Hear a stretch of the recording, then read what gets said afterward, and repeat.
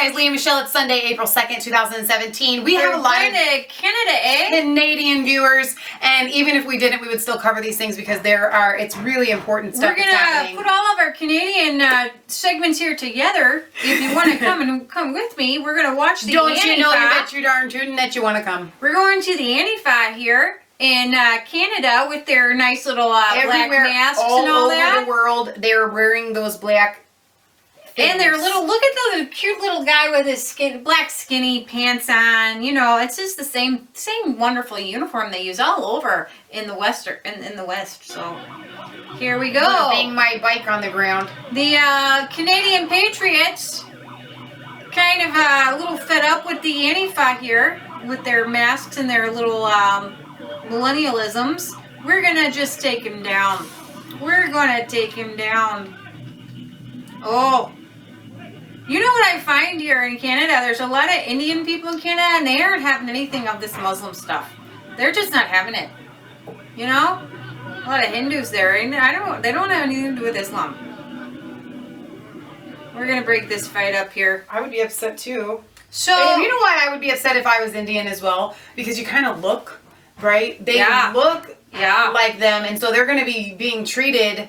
I know. With this, and so I would just be, Definitely. you're like giving a bad name to the way I look. Right. You know? So we're gonna go to a jihadi, Justin Trudeau, here in Canada. Someone shared this. It actually has one of those new Facebook, don't watch this unless you're over 18. It could be graphic. You know what? I think that's really great that they're doing that, actually. Because whenever you tell somebody that they can't do it, that's exactly what they want to do. Kids always want to do what the older people are doing, yeah. So Yes. here we go. And this was in October 19th, Canadian. This was to try to warn people in the election here, but it obviously didn't go over so well. They still got jihadi Justin Trudeau. Or is your head in the way? I think Nope, they can it's turn not. it. Okay. Don't go Who is Justin Trudeau? You're kind of going there. Oh, a little bit. On December 2012, he gave this keynote address here at this Islamic. The conference was sponsored by the organization IRFAN. Had its status revoked by Canada, the Canadian Tax Revenue Agency, in 2011 for allegedly using deceptive fundraising to send 15 million of donations to organizations with ties to Islamic groups Hamas. Yes. Assalamu alaikum. Assalamu alaikum, he says. Canada's moderate Muslim community was deeply concerned by Justin Trudeau's choice of allies. No kidding. Sure. I spend a lot of time running from the Bangladeshi to the Pakistani to the Maghrebi to the Sunna Wahhabi mosque. I cover the Sunna Wahhabi mosque. Wahhabism, a particularly intolerant interpretation of Islam, in which anyone in disagreement with one's interpretation of religion is declared to be a kafar, unbeliever, and who must be fought in jihad. An opportunity as well as to deepen my understanding and knowledge of Islam. This is the Wahhabi mosque in Montreal where Justin Trudeau admitted seeking supporters, located in the heart of his electoral district. Trudeau went to the mosque to participate in a religious prayer ritual known as the Maghrib Salah. Part of the prayer is called the Shahada, in which the Arabic means to, I think that was, Yeah, and go back and your- just read it. oops, sorry guys, stick with us.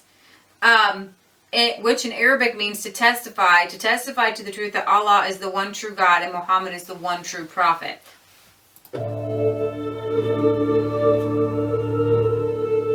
Saying the Shahada in the presence of two or more Muslims makes you an Islamic convert. It's required. That's what it just said. So here he is, Wow. working it, work it, Trudeau. U.S. intelligence identifies that Montreal mosque as a prime Al-Qaeda terrorism center. If you're going to be a leader, you ought to check these things out a little bit. association or affiliation with mosque or Islamic institutions. Let's go back and read that real quick. Where known Al-Qaeda members were recruited, facilitated, and trained, including but not limited to, and then it goes on. That mosque is linked to several jihadists who attempted North American terror attacks in the last decade. You have to leave Jerusalem. This is Liberal Party organizer Elias Hazina. We say get out or you're dead. We give them 2 minutes and then we start shooting. And that's the only way that they will understand. We have a nomination. And so this is just He's a close friend, this guy. An incredible members of board of directors and the president, Elias Hazina, and everybody. Senior advisor to Justin Trudeau. And a Liberal candidate in this election. Omar Al-Ghabra is also a past president of the Canadian Arab Federation, a group known for its support for radical Islam and deeply rooted anti-Semitism. Those Nazis. Justin's brother Alexander Trudeau is a filmmaker. He makes documentaries. His documentaries are produced and funded by Press TV, the state propaganda arm of the Iranian regime. Iran is a state sponsor of terror. But he has good hair, so... No, his hair was awful. I'm just kidding. Everybody thought he was like a movie star up there. Starting in 2013, the brutal Islamic State terror group, also known as ISIS, unleashed horror across the Middle East.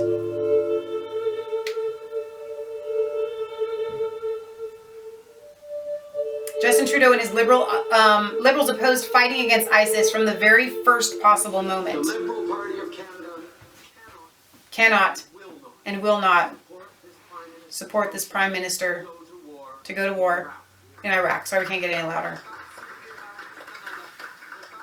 There it is.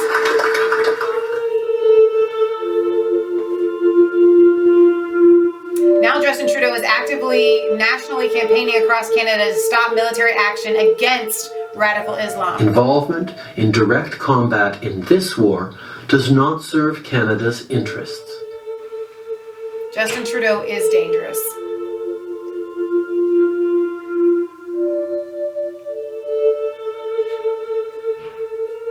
I would agree with that. Now, see, I don't really have a problem with people not joining our great war with in Iraq and Afghanistan, but for his reasons aren't the right reasons. So, some people said he didn't convert to Islam, and some people said because he said the prayer that he did convert to Islam. So, when I brought up this article, this is from 2013. In the theater that is modern political campaigns, there are two usual costumes: a parliamentary suit and tie and the casual blue shirt and khaki pants. But the politicians have a third wardrobe for hustings: ethnic costumes. Politicians campaigning in synagogues wear Jewish yarmulkes. Politicians campaigning in Sikh temples wear colorful turbans. But is there a line between showing solidarity with the cultural symbols of a new Canadian group and actually converting to religions? Take a recent visit by Justin Trudeau to that mosque that we were talking about. It says, perhaps this isn't weird, but Trudeau, after all, was an amateur actor and a drama teacher. Eyes would roll if Prime Minister Stephen Harper dressed up as an Orthodox Jew, replete with long black coat and a fur-brimmed hat. But the media have always been very forgiving of Trudeau's shtick. But it's not Trudeau's dress that was the most unusual, it's what he did. He went to the mosque to participate in a religious ritual called the Maghrib Salah. It's a daily prayer service with a particular meaning. Part of the prayer is called the Shahada, which in Arabic means to testify. As in, to testify to the truth that Allah is the one true God and Muhammad is his one true prophet. To say this Shahada in the presence of two or more Muslim males is a sole requirement in Islamic law to convert to Islam. Did Trudeau convert to Islam? Did the people praying with him think he did? If so, did he mean it? It's one thing to visit a mosque on a Monday, a synagogue on a Tuesday, and a gay pride parade on Wednesday. All are part of the pluralistic Canada. But to say the Shahada is more than showing tolerance or friendship to one faith. It's to join that faith by testifying that it's the only true faith. In a recent speech Trudeau made to this Muslim Council in Calgary, in which he boasts of visiting Montreal's Wahhabi mosque, that's the fundamentalist Saudi-style extremist version of Islam that counts as its followers Osama bin Laden. Is it all political theater, or is Trudeau actually going there? It says that Trudeau's wife, Sophie, recently posted a picture with Trudeau's mother, Margaret, in honor of Mother's Day. And in that photo, they were both wearing Muslim hijab hair covering. Why would you do that on Mother's Day, a secular holiday with no Muslim or ethnic characteristics to it at all? Why add the Sharia element? And this person says, I don't believe he is a Muslim, but he does believe that he's, using this. And he also, he says that his senior policy advisor happens to be Omar Al-Agra, the Saudi-born former president of the Canadian Arab Federation. So it's really kind of weird. It's really kind of creepy how Islam is creeping its way. And it's creeping its way into everybody's textbooks, especially in Canada and in America too. So I'm going to take you, that's what we're going to do our next two segments on. This one right here, we're going to finish this off with a clip where a woman calls in to say, they're teaching my child Islam. We didn't learn Islam in school. I went to public school. We were homeschooled in public school, homeschooled public school, so we know what's in public school. More in public school than homeschooled. And we didn't learn anything about these other faiths. We really didn't learn anything. No, at Christmas time, they kind of showed you how each area of the world celebrates Christmas. That's the extent of like religions that we learned. So okay, so Kimberly, one of our viewers sent us this. Jay Johnston here from freedomreport.ca. I read a letter in the last couple of days written by Nicole McKenzie, and it went to the principal of Boyne Public School in Milton, Ontario, Canada. And for those of you who don't know where it is, in order, you've got Toronto, to the immediate west, Mississauga, and then to the immediate west of Mississauga is the town of Milton. Thank you. Good morning, Nicole. How are you? I'm okay, thank you. How are you? I'm very good, thank you. But I've read your letter, and I am extremely concerned about what's in the letter So here. polite they are, Not Canada. because someone has written it, but because it needed to be written in the first place. That's right. Could I get just a brief rundown on what happened? Yeah, so my son we've been in Milton now. I have 4 children. We've been in Milton now for about 5 years. We've gone through a lot of racial issues in Milton. Most recently, though, I had to remove 3 of my children out of Boyne School, and I've now had to remove my 4th child as of today. So my son has continuously been called an N-word. We're a biracial family. But at the same time, this school is being very pushed for, they're against bullying, they're against segregation, but we're only following anybody to do with Muslim faith. Anybody else is swept under the rug. So if you're called the N-word, oops, we're sorry. There's no consequences. Wow. So it's been a nightmare. We've been going back and forth. Things such as henna put on my kids without permission. The list goes on and on. Well, what I'll do then is I've got a copy of your letter here. I'm going to read this out for the crowd, and I'll have you comment on each paragraph as we get through it. Okay. So we have, good morning, Peter. I assume that's the principal of the school. Absolutely. As you know, we have always had open communication relationship. I am finally at the point I can say that I am done with catering to one religion. Rather than general education being, sorry, my mistake for reading that wrong, with the catering to one religion rather than general education being that my son is in public school. The curriculum does not require students to spend an average of 4 out of 5 days a week discussing one particular religion. Over the years that Armani has been in your school, we have dealt with several incidents of not only him being discriminated against, but also other views of religion being very forcefully pushed upon him. So what I interpret in that is the same as public schools in Mississauga, that Islam is being pounded into their heads.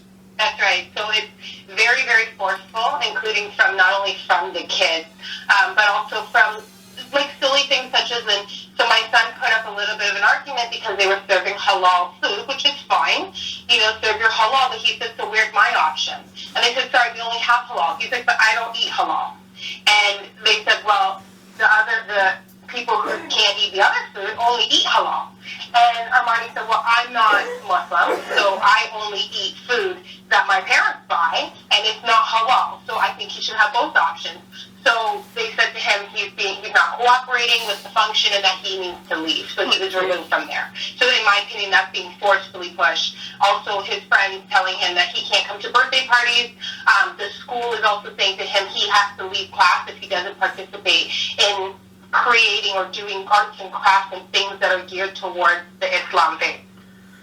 That sounds like Islamic fundamentalism to me. That's right.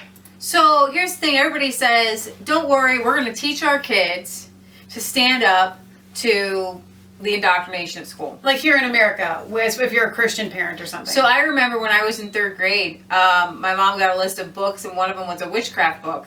And I had to sit outside while they read the witchcraft book.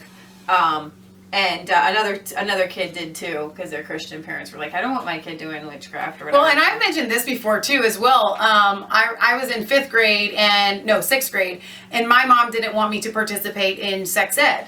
And so I had to be pulled out of the class, which makes sense. That to me makes sense. You're pulled out of the class. You can't be in there or else you'd hear it. But me, Michelle, being the little rebel child that I was, after one dealing of that, of like one day, the next day, I just told my teacher, I said, listen, I know my mom has said this. I think I'll be fine. I can be in the class. And she said, okay. And I continued with the sex education for the rest of the course, regardless of what my mom wanted. That happened. That was an experience that I particularly had. That was Mrs. Sizemore. I have no problem naming that teacher in the 6th grade. Now, granted, I take a little bit of responsibility for that, but I was like 12. So, you were younger than that in 6th grade. I think it was 12 in 6th grade. Yeah. No. 13 in 7th, 14 in 8th, I don't know. 15 in 9th. Yeah, something like that. But anyhow, teachers don't always listen to the will of the parent. That's exact, and in fact, it sounds more like indoctrination into the faith than anything else. Right. All right. Well, your second paragraph is, we will start with the henna that was placed on his arm without my permission. There have been jokes and comments and racial slurs to Armani on several occasions. My son's been called the N-word 6 times since September in this school. There was an author who slandered blacks and referenced the stereotypes, and the author was given front and center in school. What happened there? So, we'll start with the henna. They sent home a permission form. I said there was no permission for my child to get henna, being that we're Orthodox Christians. I don't want anything put on my son. They received the permission form. They looked at my son and said, you're in grade 8, you're old enough to make your own decisions. Do you want the henna, yes or no? The child, of course, he said, sure, put it on me. They put 2 big swords down his arm with writing on his arm. Now, again, we're a biracial family, so there's already stereotypes. I don't need any more problems. And if my son was drawing swords on a piece of paper, they'd be calling Children's Aid asking what's going on at home. So I said to them, take that henna off my son. They said they can't. They obviously knew that. I was making a point, and they said it's going to be on there for 2 weeks. I said, it's not okay. I want it off my kid now. Of course, they couldn't. Superintendent had to come in and speak to me and apologize. Regarding the jokes, slurs, comments, Tattooed your kid! You're an N, you can't play with that. You're dirt, you're What if we dyed their head like coming from pink? children who are also brown in skin color.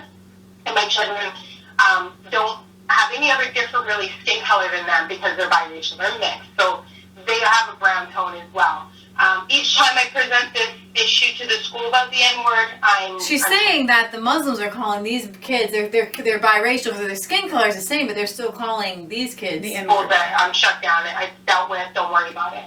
The author they brought to the school was named David Bouchard, and he came to the school and made several references to all different faiths, and my children were walking in, and he said, so where are you from? And my one daughter said, I'm Serbian, Swedish, and Jamaican. And he said, no, you're not, you better ask your parents. So already my daughter's like, what does he mean? He says the same thing to my son. So my daughter's 8, my son's 9. So they're already upset about this. Then he goes on to say to everyone he's presenting to, so grade 2, 3, 4, 5, I hurt my foot and I was limping, and my daughter said, stop walking like a black man. And everyone was dying of laughter. And I said, to my eldest, I said, Armani, were the teachers laughing?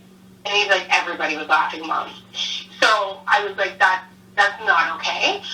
He also referenced that he has a friend in jail who has been shot, who has to wear an Elmo costume. So I said, what was the intent of this author being there? I don't understand, what was the message he was trying to deliver, because I'm not getting it. And at the end of all that, I was brought to the school. The superintendent again apologized. And apparently the principal wasn't even aware that this author was coming to the school because the parents never got any notification of someone coming. So just another loophole of someone being in the school without who the parents authorized knowing, and then information delivered to the children that was inappropriate. No, I got that. Who authorized the author? Do you know? The librarian. The librarian did. Yeah. Gotta watch those Just out of the blue. librarians. Yeah, and it was funded by the school. All right, so I would course, love cool. to continue with this. That's really interesting. It is very interesting, but we're already at 20 minutes. I'm afraid our camera's going to die. We will put a link in the description Yeah. so you can watch the rest of this interview for A lot of things yourself. crazy going down in Canada today. And it's not just happening in Canada; it's happening Right. everywhere. It's the push, right? It is the Islamic globalist agenda that they are pushing everywhere. It's happening, and the Rockefellers kind of started it in the early Islam's a 1900s. scapegoat. And So we're exactly. gonna stay with us. We got one more episode on this particular school Islam thing. We're going to go to America. Some Christian Action a news network is exposing some intense Islam going on, Islamic indoctrination. So stick with us, and then I think we got one more segment after that for the day. So. All right, great. So this is Lee Michelle signing off for Resistance Chicks, where it is not a conspiracy theory if it's the truth. Don't forget to leave us comments. We want to hear what you have to say. Subscribe, ring the bell for notifications if you want to see more videos just like these, and find us on Facebook and Twitter. We love you guys. God bless.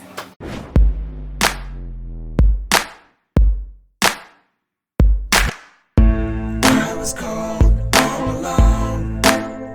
No place for